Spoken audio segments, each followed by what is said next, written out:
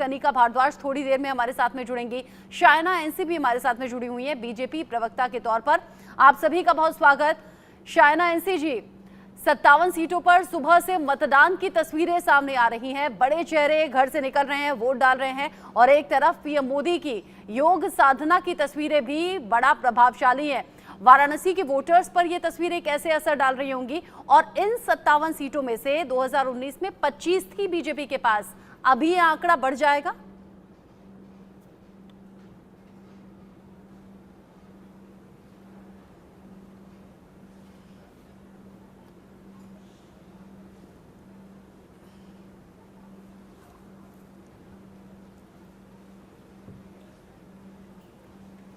शायना जी, आवाज आ रही है आपको?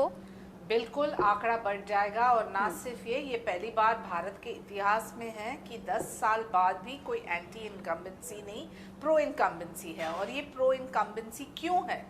इस वजह से क्योंकि प्रधानमंत्री ने ज़मीनी स्तर पे इतना काम किया है। लाभार्थियों की बात करें तो 60 करोड़, हाँ बिल्कुल आ रही है। आपको मेरी आवाज़ आ रही है?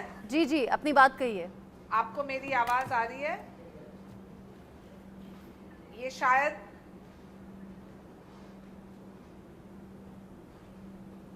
उनको मेरी आवाज नहीं है।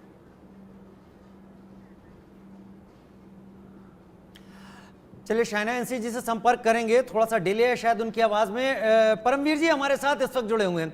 परमवीर जी, एक एक करके हम बात कर लेते हैं। 57 सीटें हैं आज आखिरी चरण में, और इसमें खास तौर पर मैं पंजाब का जिक्र आपके सामने करना चाहूंगा। सभी 13 सीटें पंजाब में आज चुनाव में हैं और यहां पर मतदाता निकलकर वोट कर रहा है। लेकिन जिस तरीके से विपक्षी गठबंधन एक होकर सामने आया था पंजाब में, वहीं पर आम आदमी पार्टी ने कोई जगह नहीं छोड़ी है। कांग्रेस भी है, आम आदमी पार्टी भी है, बीजेपी भी है, सभी अपना दम यहां पर बढ़ रहे हैं। पंजाब में आपको क्या लगता है, मतदाता किन मुद्दों को ध्यान में रखकर वोट कर रहा होगा? पंजाब में चुनाव हो रहा है, पहली बात तो क्या है, किसान आंदोलन के बाद में चुनाव आम आदमी पार्टी की चुनाव बंद, उसके बाद अब लोकसभा की बारी आई है। यहाँ पर देखने वाली बात ये रहोगी, अरविंद केजरीवाल भी थोड़े टाइम के लिए आए, उन्होंने जितना उनको समय कोर्ट से मिला हुआ था उन्होंने कैंपेनिंग की है, लेकिन ये पूरा का पूरा चुनाव जो हो रहा है ये भगवंत मान जी की लीडरशिप में हो रहा है, उन्हीं के इंटरफेरेंस सब है। तो भगवंत मान जी का भी लिटमस टेस्ट है वो कितने पॉपुलरली अपनी बातों को कह पाते हैं, लोगों को कन्विंस कर पाते हैं। क्योंकि जो विधानसभा का चुनाव हुआ था वो उस समय भगवंत मान जी के डिक्लेयर्ड कैंडिडेट तो थे नहीं, वो सारा का सारा चुनाव अरविंद केजरीवाल जी के कंधों पर था और उन्हीं को जीत करके जाता था। तो एक भगवंत मान जी का लिटमस टेस्ट होगा। दूसरी बड़ी बात है, जो बहुत बड़ी बड़ी बातें पंजाब के लोगों से कही गई थी, चाहे वो ड्रग बैलेंस को लेकर हो, चाहे वो आपका बेरोजगारी का लेकर हो, चाहे वो किसानों के मुद्दे हो, एमएसपी के ऊपर हो। भगवंत मान जी ने तो ये तक कह दिया था कि एमएसपी आते ही वो दे देंगे, तो सरकार बने हुए कई 2 साल होने को आ रहे हैं, तक दे नहीं पाए। तो उस बात को जनता इस बार दोबारा उनकी बात से कन्विंस होगी कि नहीं होगी, वो देखने लायक बात होगी यहाँ पर। और तीसरी बड़ी बात जो वहाँ पर पंजाब के टेस्ट में आती है, पंजाब के अंदर इस समय लॉ एंड ऑर्डर की सिचुएशन खराब हुई है। देखिए हमने बहुत देखा अदर स्टेट में भी, पंजाब के जो एक एलिमेंट है वो अदर स्टेट में जाकर और मुंबई में जाके बड़े बड़े फिल्मी कलाकारों को भी धमकाते हैं वो लोग। तो उनके ऊपर लगाम लगाना, लॉ एंड ऑर्डर की बात अगर आप पंजाब में किसी व्यापारी से करें, छोटा व्यापारी हो, बड़ा व्यापारी हो, मध्यम वर्ग की व्यापारी हो, उनकी ये बहुत बड़ी समस्या है जो बेलगाम हो रही है, उसके ऊपर कितना कंट्रोल करते हैं। और इसी नाते से यहाँ पंजाब से योगी जी की पॉपुलैरिटी बढ़ी है कि जिस तरीके से उन्होंने लॉ एंड ऑर्डर की सिचुएशन को यूपी में कंट्रोल किया, लोगों ने बहुत डिमांड, आम ग्रास रूट को, नेताओं की बात नहीं करूंगा मैं, आम ग्रास रूट के लोगों की मांग की थी पंजाब के अंदर भी योगी, क्योंकि जनरल परसेप्शन ऐसा है कि किसान आंदोलन के बाद यहाँ पर जो बीजेपी है उसके बारे में विपक्ष ने कहा कि जनता बीजेपी से नाराज है। तो क्या ये मुद्दा दिमाग में चल रहा होगा, मैं यही जानना चाहता था। देखिए इतना बड़ा मुद्दा नहीं चल रहा है कि देखिए किसान आंदोलन जब हुआ था वो तो पूरा नॉर्थ इंडिया में इफेक्ट हुआ था, उसमें यूपी, वेस्टर्न यूपी का बहुत बड़ा पार्ट था, उसमें हरियाणा का पार्ट भी था, उसमें हिमाचल का पार्ट भी था, पंजाब भी एक पार्ट था, राजस्थान का पार्ट भी था।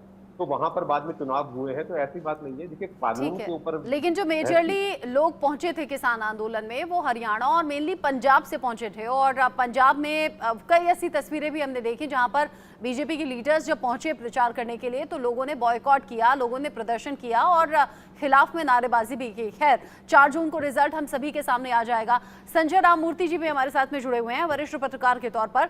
संजय जी, इन 75 दिन के चुनाव में प्रधानमंत्री नरेंद्र मोदी ने 205 से ज्यादा रैलियां की, मुझे लगता है 206 शायद उन्होंने चुनावी सभा और रैलियां की हैं, जबकि राहुल गांधी ने 107 रैलियां की हैं। और अगर सभी नेताओं की लिस्ट में टटोलूं तो सबसे अव्वल इसमें रहे हैं तेजस्वी यादव। आज भी जब वोट डालने के लिए पहुंचे थे तो व्हील चेयर पर बैठे थे, अंदर जब पहुंचे तो बहुत लड़खड़ाते कदमों के साथ वो आगे बढ़े और उन्होंने अपने वोट का इस्तेमाल किया। ऐसी तस्वीरें क्या इंपैक्ट छोड़ती हैं वोटर्स पर? देखिए, इम्पैक्ट तो होता है। जितने ज़्यादा आप लोगों के साथ संपर्क करेंगे, अपनी बात कहेंगे, उतना प्रभावित वोटर होता है। तो रैलीज, प्रधानमंत्री की जो एनर्जी दिखी है ये सारे चुनाव प्रक्रिया में, वो काफ़ी उत्साहजनक थी। वो बाहर गए, गर्मी के कारण भी गए। तेजस्वी यादव को अगर आप देखेंगे तो उनको पीठ का कुछ एक इशू था, पीठ में दर्द था, लेकिन उसके बावजूद उन्होंने इतनी रैलियां की और वो रोज मेरे ख्याल से 10 से 12 इवेंट्स में वो संबोधित कर रहे थे। और इसका एक हद तक के मैं कहूँगा असर ज़रूर होता है, और स्पेशली उन वोटरों के लिए जो अनडिसाइडेड हों। अगर आप किसी भी चुनाव में देखेंगे तो कुछ वोटर्स जो होते हैं वो पूरे डिसाइडेड होते हैं कि वो कहाँ जाएंगे, लेकिन कुछ वोटर्स ऐसे होते हैं जो डिसाइडेड नहीं होते हैं, और उन वोटर्स को कन्वर्ट करने के लिए ये जो रैलीज है, ये जो कैंपेन है, अच्छा ये संजय काफी राममूर्ति जी, जरूरी होता है। जब आप ये कह रहे हैं कि कुछ वोटर्स होते हैं जो डिसाइड किए होते हैं, कुछ अनडिसाइडेड होते हैं जो एंड मोमेंट पर शायद फैसला करते हैं। हालांकि दिल्ली में इलेक्शन हो चुका है, लेकिन स्वाति मालीवाल के केस सामने आ जाने से क्या वोटिंग पर असर हुआ होगा? इसी तरीके से रवि किशन की जो कंट्रोवर्सी पिछले दिनों सामने आई, क्या उसका भी वोटिंग पर असर होगा? देखिए, मैं किसी इंडिविजुअल केस के बारे में खैर नहीं बात करूंगा, मैं भी लेकिन जब overall भी कोई पूछ रही हूं। कंट्रोवर्सी होती है और जब जो अनडिसाइडेड वोटर जो होता है उस पर असर जरूर पड़ता है। वो सोचता है कि क्या ये सही है, क्या ये गलत है। और जैसे जैसे ये जिस तरह की कंट्रोवर्सी होती है, स्पेशली अगर आप स्वाति मालीवाल की बात करेंगे तो काफी गंभीर आरोप लगे हैं, तो उसका मेरे ख्याल से असर मतदाताओं के दिमाग में तस्वीरें जरूर बोलती ये है, आता है कि तस्वीरें क्या मैं प्रभावित करती हैं, ऐसे तस्वीरें पार्टी असर को वोट डालती दूं या ना हैं, दूं। और वो ऐसे स्विंग वोटर्स तक अगर पहुंचती हैं तो स्विंग वोटर कहीं भी स्विंग कर सकता है। एडवोकेट कनिका भारद्वाज भी हमारे साथ इस वक्त राजनीतिक विश्लेषक के तौर पर जुड़ी हुई हैं। कनिका जी, बहुत स्वागत है आपका। प्रधानमंत्री नरेंद्र मोदी बनारस से आज चुनावी मैदान में, हालांकि वो मौन व्रत, मौन ध्यान में है इस वक्त, लेकिन वहां पर वोट जरूर डाले जा रहे हैं क्योंकि वहां से चुनावी मैदान में है प्रधानमंत्री। और 13 वो सीटें जो पूर्वांचल में उत्तर प्रदेश के पड़ती हैं, क्या प्रधानमंत्री की आ रही तस्वीरें और प्रधानमंत्री का बनारस से होना इस पर असर डाल रहा होगा? बिल्कुल नहीं। इस पे मैं ये बताना चाहूँगी कि इस बार के जो इलेक्शंस हैं वो सिर्फ प्रधानमंत्री मोदी जी के नाम पर ही चल रहे हैं। तो उसमें क्या है कि लोकल जो कैंडिडेट्स हैं उनका, कौन लोकल कैंडिडेट्स हैं कौन नहीं है, इतना ज़्यादा प्रभाव नहीं पड़ रहा, क्योंकि जितने भी वोटिंग इस बार मेरे हिसाब से डल रही हैं वो प्रधानमंत्री मोदी जी के नाम से ही डल रही हैं, क्योंकि मोदी जी ने इतना अच्छा काम किया है पिछले सालों में। मतलब चेहरे का कोई मतलब नहीं है, प्रधानमंत्री मोदी पर ही वोट दिया जा रहा है। मोदी की गारंटी। सो इस बार के जो इलेक्शन है आप देखेंगे कि चाहे वो युवा हो या वो महिला हो, सभी लोग जो है वो वोट डाल रहे हैं प्रधानमंत्री जी को, क्योंकि सभी लोग प्यार करते हैं मोदी जी को। तो लोकल जो कैंडिडेट्स हैं उनका इस बार इतना ज़्यादा इफेक्ट नहीं पड़ रहा, क्योंकि हर कोई वोट, मैं ये समझती हूँ कि आजकल जो अभी के टाइम में जो लोकल कैंडिडेट्स हैं वो भी, उनको पता भी नहीं होगा शायद जनता को कि लोकल कैंडिडेट है कौन। वो बस जा रहे हैं और मोदी जी पे अपना विश्वास करके सिर्फ बीजेपी पे प्रेस कर रहे हैं। अच्छा, ऐसे बहुत से लोगों से बातचीत मेरी भी हुई थी राजीव, चूंकि हम दिल्ली एनसीआर का हिस्सा हैं। मैं डॉक्टर परमवीर जी से पूछ लेती हूँ। परमवीर जी, जब यहाँ दिल्ली एनसीआर में वोटिंग का सिलसिला चल रहा था, वो जो चुनावी दौर था, अब तो चूंकि 7वें फेज के लिए वोटिंग हो रही है, लोगों से बात हो रही थी, कई लोग ऐसे दिखाई दिए जिन्होंने खुलकर बात की। उन्होंने कहा बीजेपी कैंडिडेट जो है उसने कोई काम कभी नहीं किया है, जो बीजेपी के नेता हैं वो काम नहीं करते, लेकिन हम वोट देंगे मोदी के नाम पर। और यह यूं कहे परमवीर जी, से दूसरे शब्दों में आपके सामने रखूं, जब लोगों से यह पूछा गया कि आप किस पर विश्वास कर रहे हैं, तो उन्होंने उसी चेहरे का नाम लिया जिस चेहरे की रचना बात कर रही हैं। उन्होंने उस चेहरे का नाम नहीं लिया जो लोकली वहां पर प्रतिनिधित्व करने के लिए चुनाव मैदान में है। यहाँ राजीव जी ऐसा समीकरण बना हुआ था। देखिए ये चुनाव पूरा का पूरा नरेंद्र मोदी के चेहरे पे लड़ रहा है, और हंसी की बात करें, मजाक की बात करें या घर की बात करें भाजपा के लिए, कि विपक्ष भी केवल मोदी के खिलाफ ही चुनाव लड़ रहा है। वो लोग भी ये कहते हैं कि मोदी की गारंटी झूठी है, भाजपा वाले कह रहे हैं कि मोदी की गारंटी पे विश्वास कीजिए, वो कह रहे हैं न मत कीजिए। तो बात कहीं पर विपक्ष भी अगर घूम फिर कर आता है कि चुनाव खतरे में है, कि नरेंद्र मोदी जी हाथों पार जाएंगे तो विधान के साथ छेड़छाड़ करेंगे, तो विपक्ष भी और पक्ष भी दोनों का चुनाव जो लड़ा जा रहा है वो नरेंद्र मोदी के नाम पर ही लड़। अब यहाँ पर और ये बहुत बड़ा एक मतलब ऐसी समीकरण बने हैं। आप देखिए भारत में केवल जवाहरलाल नेहरू थे जो तीसरी बार इलेक्टेड हुए थे। अगर मोदी भी होते इलेक्टेड तो वो भी तीसरी बार होंगे, लेकिन जब जवाहरलाल नेहरू जी हुए थे तब उस समय विपक्ष कोई था ही नहीं वहां पर, कोई था ही नहीं सामने। इस बार विपक्ष ने अपने लेकिन आज की डेट में विपक्ष है भी और अच्छी खासी तरीके से एक्टिव भी दिखा है, मतलब एक तरफा तो ये चुनाव बिल्कुल भी नहीं है। हमारे साथ जुड़ गए हैं शिवम त्यागी इस वक्त, और बिलाल खान भी हमारे साथ में जुड़ गए हैं राजनीतिक विश्लेषक के तौर पर। शिवम त्यागी बीजेपी प्रवक्ता के तौर पर हमारे साथ में जुड़े हुए हैं। आप दोनों भी इस डिस्कशन में साथ में रहिए। चूंकि बात 2019 और 2014 की भी जिक्र हो रही है, 2024 के इस इलेक्शन में 2019 में प्रधानमंत्री नरेंद्र मोदी ने शिवम जी करीब करीब 145 रैलियां चुनावी सभा की थी, लेकिन 2024 में संख्या बढ़ गई है, 206 तक पहुंची है करीब करीब। यानी इतना भी एक तरफा इलेक्शन नहीं है। अगर आप कोशिशें इधर से भरपूर हुई हैं तो उधर से भी हुई हैं। तेजस्वी ने तो अकेले ही 251 कर डाली बिहार में। देखिए रचना जी, 2019 में लक्ष्य 300 पार करने का था, 2024 में लक्ष्य 400 पार करने का है। और अगर लक्ष्य 400 पार करने का है तो मेहनत भी उतनी ज्यादा लगेगी, उतनी ही ज्यादा तल्लीनता से हमें काम करना पड़ेगा, उतनी ही ज्यादा मेहनत के साथ जनता के बीच में कनेक्ट करना पड़ेगा। और उस कनेक्ट के लिए अगर रैलीज 200 भी करनी पड़ेगी तो क्या। चुनाव है, चुनाव में भारतीय जनता पार्टी कोई भी चुनाव हो उसको पूरी मेहनत से लड़ती है, और आप देखते भी हैं। और हमारे पर तो विपक्ष आरोप ही ये लगाता है कि हम चुनाव में ही रहते हैं, 24 घंटे चुनाव में बहुत मेहनत करते हैं, 24 घंटा से चुनाव लड़ते हैं। वो ताने की तरह मारते हैं, लेकिन हम इसको कॉम्प्लीमेंट की तरह लेते हैं। लेकिन एक विषय साफ है कि जिस तरीके का चुनाव रहा बेहद शानदार रहा, और जहां तक बात एकतरफा की है, बिल्कुल एकतरफा है। 2014 में जब हम कहते थे कि हम इस बार पूर्ण बहुमत की सरकार लेकर आएंगे तो देश मानने को तैयार नहीं था, लोग मानने को तैयार नहीं थे कि भारतीय जनता पार्टी पूर्ण बहुमत के साथ सरकार बनाएगी इंडिपेंडेंट। 2019 में हम कहते थे कि हम 300 लेकर आएंगे तो लोग उस पर भी विश्वास नहीं करते थे, कहते नहीं नहीं 35 साल में आज तक ऐसा हुआ ही नहीं कि ऐसे कोई रिपीट हुआ हो। हम 300 भी लेकर आए, रिपीट भी हुए। 2024 में हम कह रहे हैं कि अब तो अब की बार 400 पार के लिए जितनी भी मेहनत लगती है हम लगाएंगे। दूसरी बात, हमारे पास नेता है, नीति है, नीयत है, लीडरशिप है, पूरा गठबंधन है। दूसरी तरफ देखिए क्या है, इंडिया अलायंस नाम रख लेने से कोई अलायंस हो जाए तो बात ही क्या है। मतलब जो लोग पंजाब में साथ हैं वो चंडीगढ़ में साथ नहीं है, वो फिर दिल्ली में साथ है। जो लोग बंगाल में साथ नहीं है वो दिल्ली में साथ है। जो लोग केरला वायनाड में साथ नहीं है वो दिल्ली में साथ है। अगर इसको कोई अलायंस कहता है तो मैं मानता हूं कि ये अपने आप में कहीं ना कहीं जनता को और ज्यादा कंफ्यूज करता है। और इनफैक्ट एक और चीज और भी है, ये हालात देखकर ना उनके पास प्राइम मिनिस्ट्रियल कैंडिडेट है, जो स्थितियां है किसी हद तक पहले चरण से ही, और आज हम अंतिम चरण पर है, विषय बहुत साफ रहा कि विपक्ष कहीं चुनाव में नहीं था। इस बात तब नहीं होता है जब दूसरी पार्टियों से बीजेपी में नेता चले आते हैं। नहीं, बिल्कुल नहीं आते। एक चीज बताइए, रचना जी ने अब से 3 बार पहले या 2014 या 2009 में किसको वोट डाला था? आज 2024 में वो अगर मोदी जी को वोट डाल सकती हैं तो क्या नेता इधर से उधर नहीं आ सकता? नहीं कह रहे कॉन्फिडेंशियल है रचना ने कैसे वोट डाला, और मेरा भी कॉन्फिडेंशियल है शिवम। लेकिन मैं बिलाल जी का रुख करना चाहूंगा। बिलाल जी, आपने शिवम जी को सुना, आपने शिवम जी को सुना। शिवम जी ने साफ कहा कि हमने जो बातें कही 2014 में, हमने जो बातें कही 2019 में, उनका मजाक तब भी उड़ाया गया। हम उन बातों पर खरे उतरते हुए निकल कर सामने आए, लिहाजा 2024 में भी वही होगा जो हमने सामने रखा है। ये चुनाव बिलाल जी क्या एक चेहरे पर लड़ा जा रहा है, नीयत पर लड़ा जा रहा है, या यूं कहूं कि एक नैरेटिव बीजेपी ने पहले ही सेट कर दिया और विपक्ष उसकी पिच पर आकर खेलना शुरू हो गया? देखिए, देश के प्रधानमंत्री इस वक्त डरे हुए हैं, सबको मालूम है क्या होने वाला है। जो वादे इन्होंने 2019 में किए, कहाँ पूरे के 2 करोड़ युवाओं को रोजगार देने की बात की गई थी, 15 लाख, फिर दोबारा से बात की गई, 100 स्मार्ट सिटी बनाने की बात की गई, महंगाई कम करने की बात की, महिला सुरक्षा की बात की, लेकिन कोई भी वादा पूरा नहीं किया। सिर्फ और सिर्फ जुमलेबाजी। देश के प्रधानमंत्री आज मटन की बात कर रहे हैं, देश के प्रधानमंत्री मंगलसूत्र की बात कर रहे हैं, घुसपैठिया की बात कर रहे हैं, और मुजरे पे उतर आए। ये सब शुभम भाई को भी पता है किस तरीके से हालात खराब है। और बात करते हैं अकेले लड़ने, क्यों ये अलायंस नहीं कर रहे।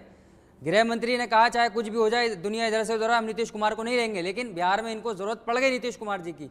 और जिस तरीके से इन्होंने जहाँ जहाँ अलायंस किया, इनका भी 28 पार्टियों से अलायंस है, इनको भी बताना चाहिए। जिस तरीके से इंडिया अलायंस को कहते हैं कि सबको साथ लेकर चल रहे हैं, अरे वो कहीं भी होगा सबको साथ लेके अच्छा, जाएंगे, बिलाल जी, एक सबको बात साथ बताइए। लेके आपको निपटाने का आप काम एक बात करेंगे। बताइए, आपने कहा बीजेपी को नीतीश कुमार की जरूरत पड़ गई, ये वाइसी वर्षा भी तो देखिए, नीतीश को भी तो बीजेपी की जरूरत पड़ गई, पाला भी तो उन्होंने बदला है। साथ ही आपने कहा कि सब जानते हैं हो क्या रहा है, लेकिन इससे पहले भी मैंने जिक्र किया, लोगों के मन में नाराजगी है अपने स्थानीय नेता को लेकर, सांसद को लेकर, लेकिन वो ये कह रहे हैं कि काम भले ही नहीं किया, वोट हम मोदी के नाम पर ही देंगे। जेपी नड्डा भी आज दोहरा रहे थे, मोदी की गारंटी मतलब गारंटी की भी गारंटी। मोदी के नाम पे क्या देंगे? जो कहा था कि सबका किसी को ना खाएंगे ना खाने देंगे, लेकिन अजीत पवार जी को अगले दिन ही पार्टी में लेते हैं, छगन भुजबल को पार्टी में ले लिया, जो भ्रष्टाचारी जिनको कहते थे चक्की पीसिंग अगले दिन उनको पार्टी में ले लेते हैं। तो ये तो इनका व्यवहार है, इस तरीके से इनको बिलाल साहब ले लेंगे। इसके लिए वक्त शायद निकल गया, इसके लिए वक्त निकल गया है कि ये हम तर्क रखें। मेरा आपसे ये कहना है, आज जो वोट हो रहा है 57 सीटों पर, यहाँ पिछली बार बीजेपी ने 25 जीती हुई थी, बाकी कितना हिसाब था भी उस पर नहीं जाऊंगा, लेकिन आपको लगता है कि ये सारी चीजें वोटर काउंट में रख रहा होगा आज के दिन?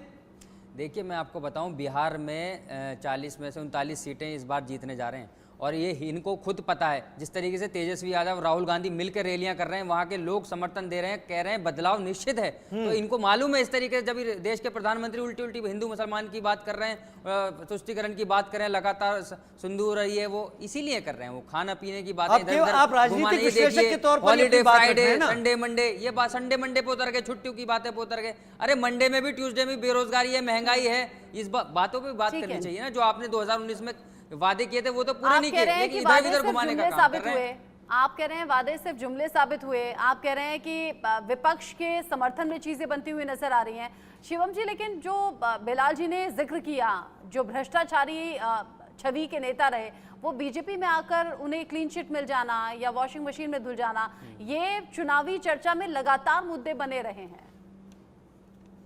नहीं, लेकिन भारतीय जनता पार्टी में जितने भी नेता आए, इस देश के गृह मंत्री लगातार उसको कहते रहे कि किसी से एक भी चार्ज ड्रॉप नहीं हुआ है, किसी से एक भी चार्जेस को हमने जो है अलग नहीं किया है, और ये काम एजेंसीज का है। भारतीय जनता पार्टी किसी को जो है कन्विक्ट नहीं करती। लेकिन फनी तब लगा जब भ्रष्टाचार के आरोप जिन नेता पर होते हैं वो मंच से ये बातें कहते हैं कि भ्रष्टाचारी बख्शे नहीं जाएंगे। चक्की पीसिंग, ये तो अरविंद केजरीवाल, ये सवाल अरविंद केजरीवाल ये से भी पूछा जा सकता है। ये सबके लिए है। तो लेकिन मेरे को जवाब देने के लिए जो समय आपने दिया उस पर बोलने तो दीजिए, कम से कम सबके लिए है तो सबसे भी पूछिएगा। Thank you. यही सवाल जवाब जो है अरविंद केजरीवाल से भी पूछे जाते थे। कहा जाता था, अरविंद केजरीवाल को कहा जाता था कि वो भ्रष्टाचारी है, उनका घोटाला तो खोलने वाली ही कांग्रेस पार्टी है, लेकिन बावजूद उसके जो है आज वो उनके साथ बैठे हुए हैं। उन्हीं सोनिया गांधी को अरविंद केजरीवाल कहते थे कि अगर सबसे बड़ी कोई भ्रष्टाचारी है तो वो सोनिया गांधी है, आज साथ में साथ खड़े हुए हैं। उन्हीं शरद पवार जी को कहते थे कि वो भ्रष्टाचारी है, लेकिन वो भी साथ हैं। वहां पर वो, उनके पास धोबी घाट है, उनके पास वो वॉशिंग मशीन है, उनके पास क्या है वो भी जवाब देते। विषय साफ है, इस देश में कोई भी व्यक्ति अगर भारतीय जनता पार्टी के साथ जुड़ा है तो उस पर से कोई भी एक केस नहीं हटाया गया है। इस देश में कोर्ट है और वो तय करती है, और बाय एंड लार्ज अगर देखा जाए कोर्ट ने तय किया भी है।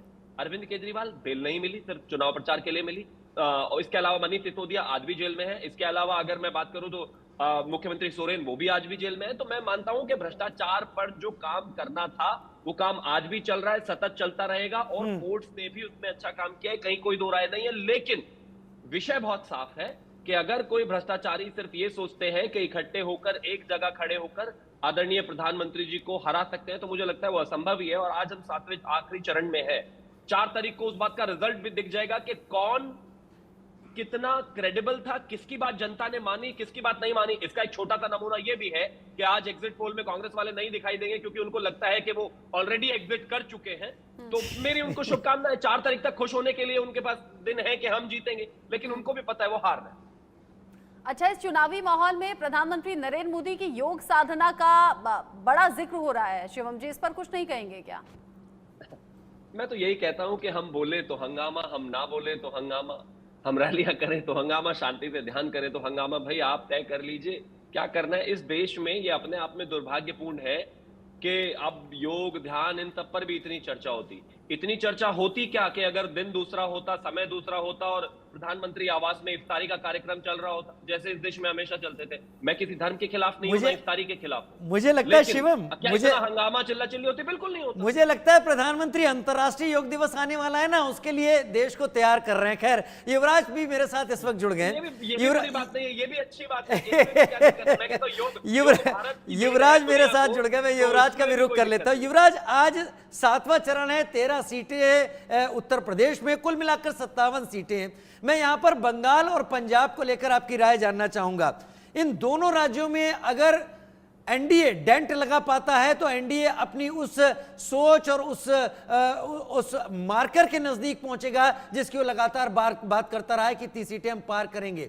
लेकिन पंजाब में आम आदमी पार्टी ने अपने ही सहयोगी गठबंधन कांग्रेस को कोई जगह नहीं दी है, जिससे उसने दिल्ली में समझौता किया है। उधर टीएमसी ने वहां पर कांग्रेस को किसी तरीके की जगह नहीं दिया। अधीर बाबू परेशान दिखे पूरे वक्त। क्या ये फैक्टर वोटिंग के दौरान इन दोनों राज्यों के वोटर अपने दिमाग में रखेंगे? क्या काउंट होगा ये वोट में?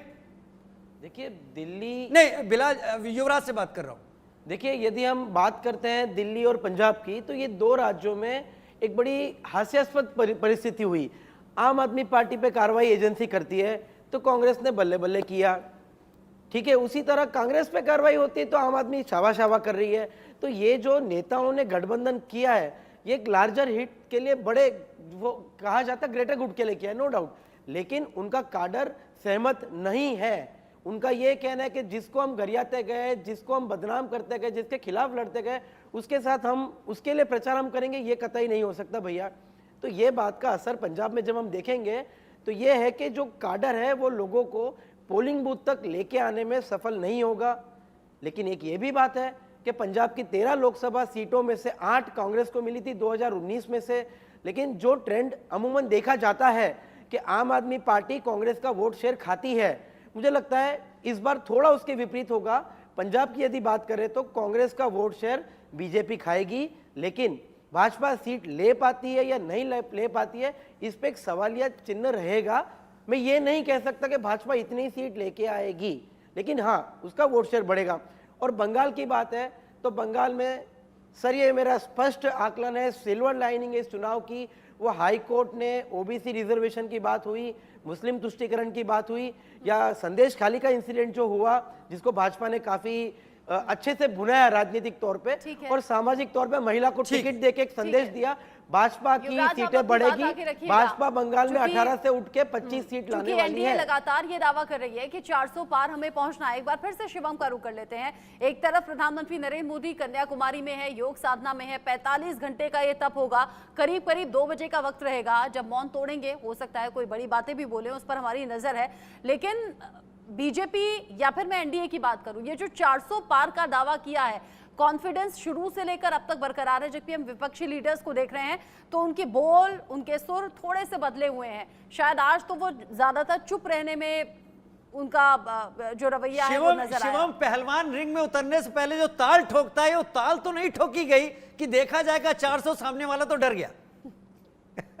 नहीं, बिल्कुल ऐसा नहीं है। मैं मानता हूं कि 400 का जो कॉन्फिडेंस है वो दिन में 16-17 घंटे काम करके आता है। वो 400 का जो कॉन्फिडेंस है वो 200 से ज्यादा रैलियां करके आता है। वो 400 का जो कॉन्फिडेंस है वो 10 साल के ट्रैक रिकॉर्ड पर आता है। जो 400 का वो कॉन्फिडेंस है वो अपने अलायंस के साथ बैठकर एक नेता, एक नीति, एक नियत के हिसाब से आगे बढ़ने पर आता है। वो 400 का जो कॉन्फिडेंस है वो इसलिए आता है क्योंकि पता है कि जिस तरीके से जनता के लिए सोशल वेलफेयर के हमने काम किए हैं, जनता उसको उसी तरीके से रिस्पॉन्ड करेगी और कर भी रही है। बाय एंड लार्ज आप भी अगर ग्राउंड पर गए होंगे, जो कि मुझे पूरी उम्मीद है गए होंगे, तो आपने भी देखा होगा, महसूस किया होगा, सबकी अपनी अपनी मजबूरियां हैं। चलिए शिवम, आपको रोक नहीं रहा, मैं अपना अनुभव बता देता हूं। ग्राउंड पर गया, आप जोड़िएगा, ग्राउंड पर गया, वहां पर एक चीज मैंने देखी, लोग स्थानीय बीजेपी उम्मीदवार के बारे में बात नहीं कर रहे थे। वो सिर्फ ये कह रहे थे कि हम अगर वोट देंगे तो मोदी के नाम पर देंगे।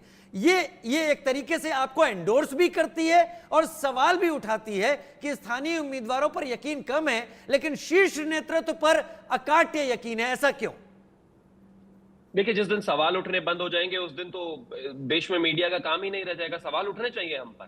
मैं तो कहता हूं अच्छी बात है, उन सवालों को आप हम तक लेकर आइए, हम उनको बेहतर करने की कोशिश करते रहेंगे, लगातार अपनी पार्टी में सुधार करेंगे। लेकिन एक सच्चाई देखिए कि 10 साल बाद भी इस देश में अगर आदरणीय प्रधानमंत्री जी भारतीय जनता पार्टी के खिलाफ एंटी इनकम्बेंसी ना होकर प्रो इनकम्बेंसी है और 10 साल बाद भी कोई पार्टी जो है अपने पिछले प्रदर्शन में 100 सीटें ऐड करने की बात करती है, तो सोचिए जनता में किस हद तक दीवानगी है, जनता में किस हद तक मोदी जी के लिए प्रेम है। हाँ, लोकल कैंडिडेट्स की जहां तक बात है, मैं मानता हूं कि जब आप लोकसभा के चुनाव लड़ते हैं तो कहीं ना कहीं देश के लिए प्रधानमंत्री चुनते हैं, उसमें चाहे आपकी फॉरेन पॉलिसी हो, चाहे आपकी डिफेंस पॉलिसी हो, चाहे आपकी फाइनेंस पॉलिसी हो, वो तमाम चीजें होती है, चाहे आपकी इंटरनल सिक्योरिटी से रिलेटेड पॉलिसी हो, उस पर चुनाव होता है। उसको देखते हुए जनता इतनी मच्योर है, लगातार आपने देखा होगा।